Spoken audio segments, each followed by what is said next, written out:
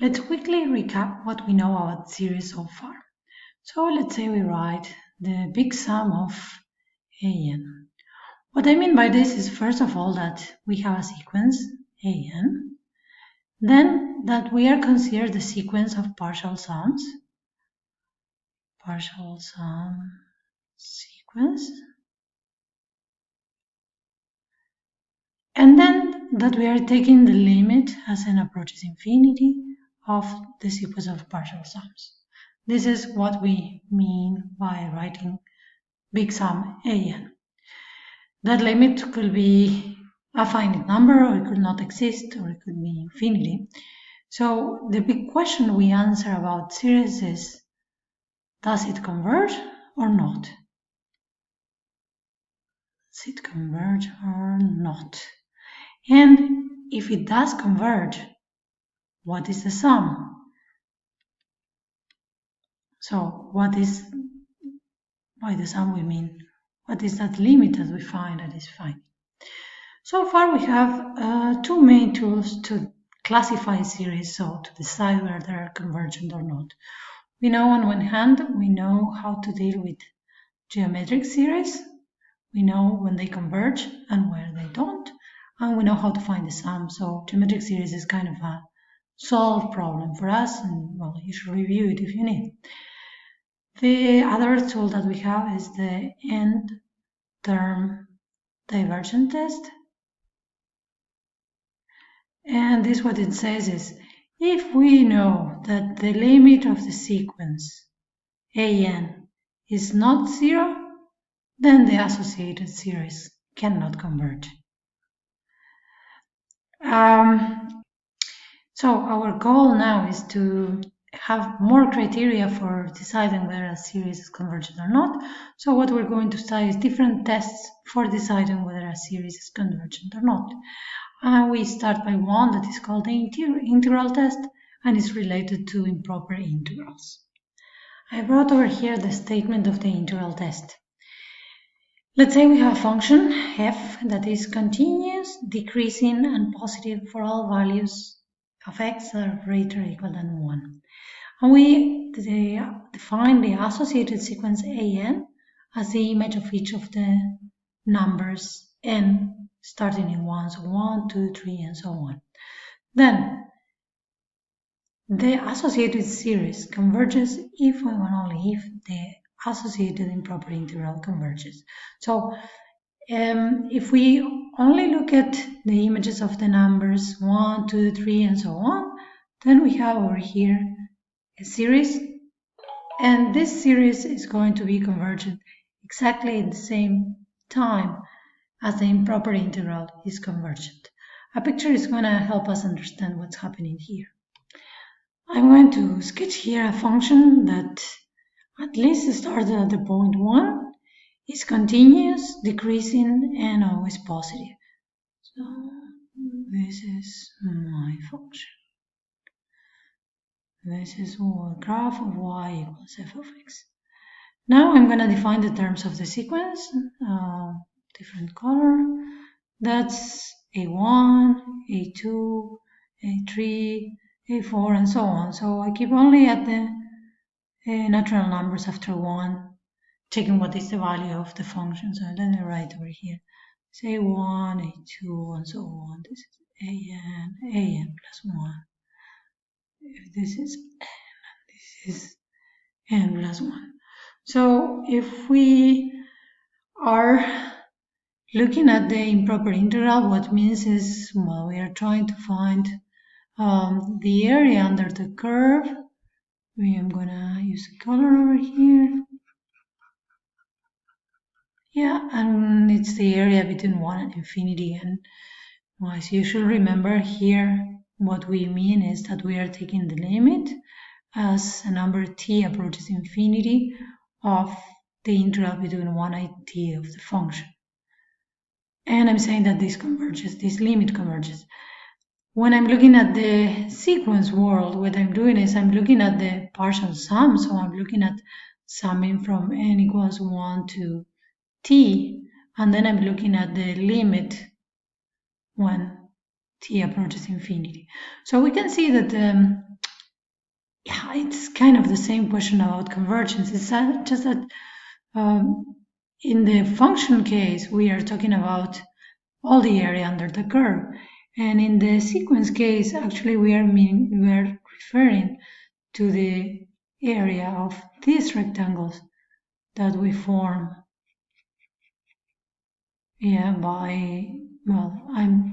they are like Riemann sums when I'm considering intervals of length 1, and they are giving over approximate because uh, the function I'm considering is decreasing. So that means when I take the left endpoint, I'm getting an upper Riemann sum. So the integral test says the same convergent answer you get for the series is the convergent answer that you get for the improper integral. So let's apply the integral test. By the way, we didn't really prove it, but the picture we had before is kind of a hint of how we could prove it if we wanted to. So let's say we want to classify the following series. So 1/2 plus 1/5 plus 1/10 plus 1/17 plus 1/26, and I keep summing like this. Can you see the pattern here? What is 2 and 5 and 10 and 17? Well, they're all 1 plus a perfect square. So this is a sum of 1 over n squared plus 1. And we're starting in 1 and we are going all the way to infinity. So if we want to apply the integral test, first of all, we have to write what is our function f. F is f of x equals 1 over x squared plus 1. This function is continuous.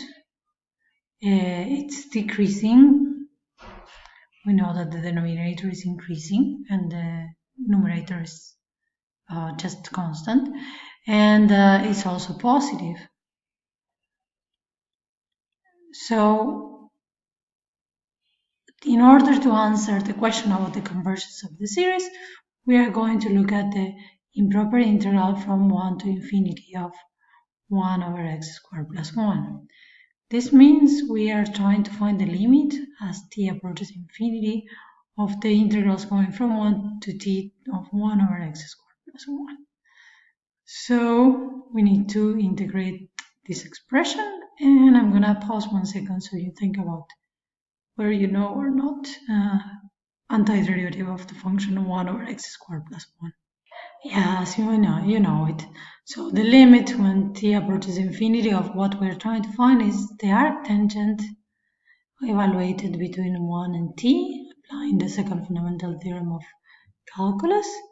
So we are trying to see what happens when the limit as t approaches infinity of arctangent of t minus arctangent of 1, and that's pi over 4. Well, we know how the arctangent function looks like and we know how it behaves, and actually this limit over here, it's pi over 2. So this improper integral converges, and the number it converges to is pi over 4. So then, by the integral test,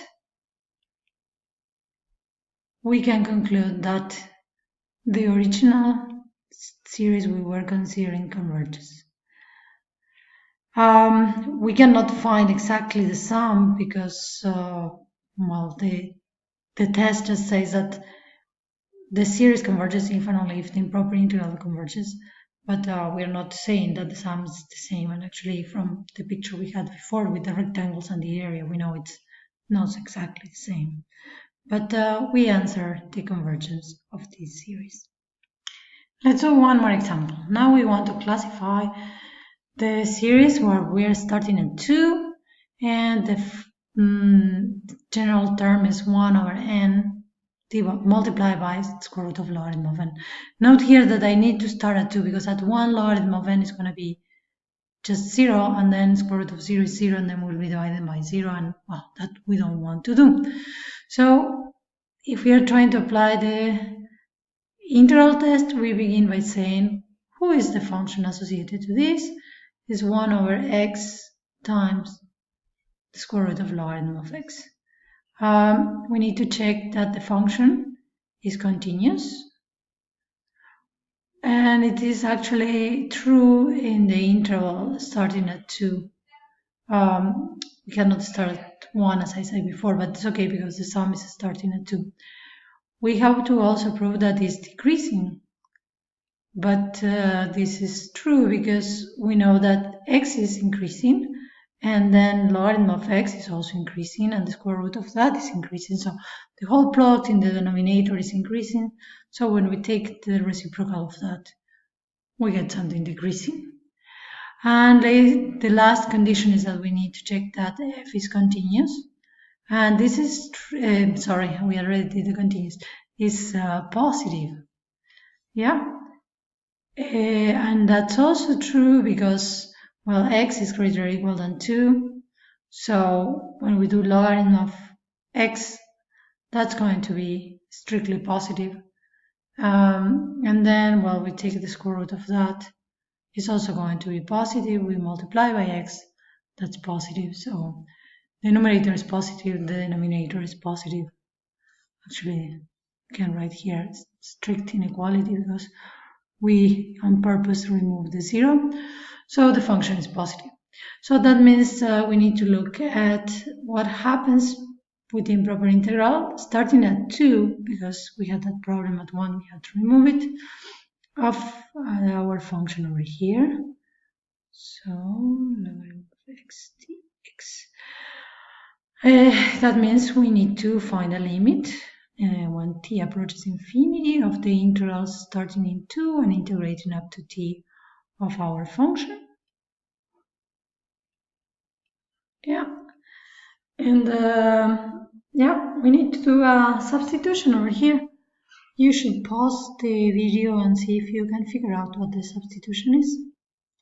So if we consider the function u to be logarithm of x, then we would say du is 1 over x dx. So we looked for a function that the function itself and the derivative are involved over here. We're going to need to also change the limits of integration. So we check that if u at x is logarithm of x, then u at 2 is logarithm of 2, and u at t is logarithm of t. So now we have the limit as t approaches infinity of the integral between the logarithm of 2 and the logarithm of t of the function 1 over square root of u du. And this is, we can find an antiderivative for that function. This is u to the minus 1/2.